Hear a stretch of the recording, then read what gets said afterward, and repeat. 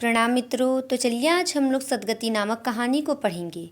इस कहानी की रचना मुंशी प्रेमचंद जी ने की है और यह कहानी आप लोगों को बीबीएम के UG 5th semester Hindi honours DSC 1 के अंतर्गत पढ़ना है। तो चलिए इस कहानी को शुरू करते हैं। दुखी चमार द्वार पर झाड़ू लगा रहा था और उसकी पत्नी झुरिया घर को गोबर से लीप रही थी। दोनों अपने अपने काम से फुर्सत पा चुके थे। तो चमारी ने कहा, तो जाके पंडित बाबा से कह आओ ना, ऐसा ना हो कहीं चले जाए। फिर दुखी ने कहा, हाँ जाता हूँ, लेकिन यह तो सोच बैठेंगे किस चीज़ पर। तो झुरिया ने कहा, कहीं से खटिया ना मिल जाएगी, ठकुराने से मांग लाना। फिर दुखी ने कहा, तू तो कभी कभी ऐसी बात कह देती है कि देह जल जाती है। ठकुराने वाले मुझे खटिया देंगे? आग तक तो घर से निकलती नहीं, खटिया देंगे? के थाने में जाकर एक लोटा पानी मांगू तो ना मिले। भला खटिया कौन देगा? हमारे उपले सेंठे भूसा लकड़ी थोड़े ही हैं कि जो चाहे उठा ले जाए। ले अपनी खटोली धोकर रख दे, गर्मी के तो दिन हैं, उनके आते आते सूख जाएगी। फिर झुरिया ने कहा, वह हमारी खटोली पर बैठेंगे नहीं, देखते नहीं कितने नेम धर्म से रहते हैं। दुखी ने ज़रा चिंतित होकर कहा, हाँ यह तो है, महुए के पत्ते तोड़कर एक पत्तल बना लूँ तो ठीक हो जाए। पत्तल में बड़े बड़े आदमी खाते हैं, वह पवित्र है। ला तो डंडा पत्ते तोड़ लूँ। झुरिया ने कहा, पत्तल में बना लूँगी, तुम जाओ, लेकिन हाँ उन्हें सीधा भी तो देना होगा, अपनी थाली में रख दूँ। फिर दुखी ने कहा, कहीं ऐसा गजब न करना, नहीं तो सीधा भी जाए और थाली भी फूटे। बाबा थाली उठाकर पटक देंगे। उनको बड़ी जल्दी विरोध चढ़ जाता है। किरोध में पंडिताइन तक को छोड़ते नहीं। लड़के को ऐसा पीटा कि आज तक टूटा हाथ लिए फिरता है। पत्तल में सीधा भी देना, हाँ मूंदा तू छूना मत। फिर झूरी ने कहा, गौड़ की लड़की को लेकर शाह की दुकान से सब चीज़ें ले आना, सीधा भरपूर हो, सेर भर आटा, आधा सेर चावल, पाव भर दाल, आधा पाव घी, नून, हल्दी और पत्तल में एक किनारे 4 आने पैसे रख देना। गौड़ की लड़की ना मिले तो भुर्जिन के हाथ पैर जोड़ कर ले जाना, तू कुछ मत छूना, नहीं गजब हो जाएगा। इन बातों की ताकीद करके दुखी ने लकड़ी उठाई और घास का एक बड़ा सा गट्ठा लेकर पंडित जी से अर्ज लगाने चला। खाली हाथ बाबा जी की सेवा में कैसे जाता? नजराने के लिए उसके पास घास के सिवाय और क्या था?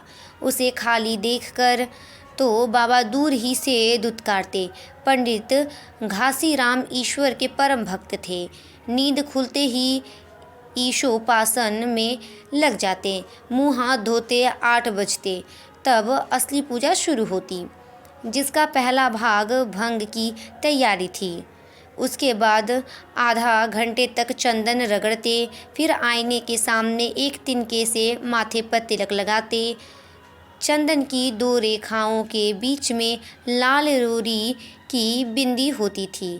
फिर छाती पर बाहों पर चंदन की गोल गोल मुद्रिकाएं बनाते। फिर ठाकुर जी की मूर्ति निकालकर उसे नहलाते, चंदन लगाते, फूल चढ़ाते, आरती करते, घंटी बजाते। 10 बजते बजते वह पूजन से उठते और भंग दान कर छान कर बाहर आते। तब तक 2-4 जजमान द्वार पर आ जाते। ईशोपासन का तत्काल फल मिल जाता। वहीं उनकी खेती थी। आज वह पूजन गृह से निकले तो देखा दुखी चमार घास का एक गट्ठा लिए बैठा है। दुखी उन्हें देखते ही उठ खड़ा हुआ और उन्हें साष्टांग दंडवत करके हाथ बांधकर खड़ा हो गया। यह तेजस्वी मूर्ति देखकर उसका हृदय श्रद्धा से परिपूर्ण हो गया। कितनी दिव्य मूर्ति थी! छोटा सा गोल मटोल आदमी, चिकना सिर, फूले गाल, ब्रह्म तेज से प्रदीप्त आंखें, रोरी और चंदन देवताओं की प्रतिभा प्रदान कर रही थी। दुखी को देखकर श्रीमुख से बोले, आज कैसे चला रे दुखिया? दुखी ने सिर झुकाकर कहा, बिटिया की सगाई कर रहा हूँ महाराज, कुछ साहित्य सगुन विचारना है। कब मर्जी होगी। घासी ने कहा, आज मुझे छुट्टी नहीं, हाँ सांझ तक आ जाऊंगा। फिर दुखी ने कहा, नहीं महाराज, जल्दी मर्जी हो जाए, सब सामान ठीक कर आया हूँ, यह घास कहाँ रख दूँ। फिर घासी राम ने कहा, इस गाय के सामने डाल दे और ज़रा झाड़ू लेकर द्वार तो साफ कर दे। यह बैठक भी कई दिन से लीपी नहीं गई, उसे भी गोबर से लीप दे। तब तक मैं भोजन कर लूँ, फिर ज़रा आराम करके चलूँगा। हाँ, यह लकड़ी भी चीर देना।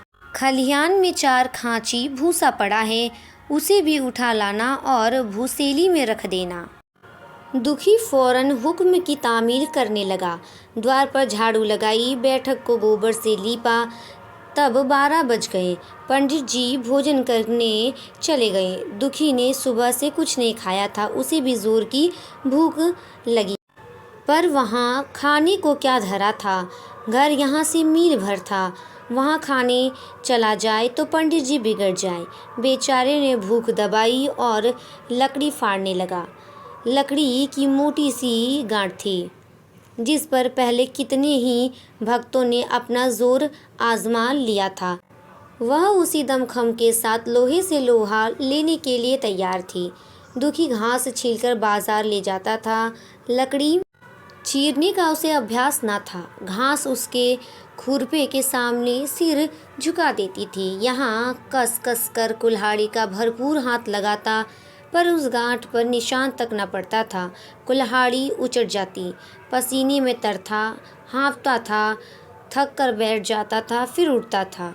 हाथ तो उठाए न उठते थे, पाँव काँप रहे थे, कमर ना सीधी होती थी, आँखों तले अंधेरा हो रहा था, सिर में चक्कर आ रहे थे, तितलियाँ उड़ रही थी, फिर भी अपना काम किए जाता था। अगर एक चिलम तंबाकू पीने को मिल जाती तो शायद कुछ ताकत आती। इसके आगे की कहानी को हम लोग अगले वीडियो में पढ़ेंगे। तब तक के लिए धन्यवाद।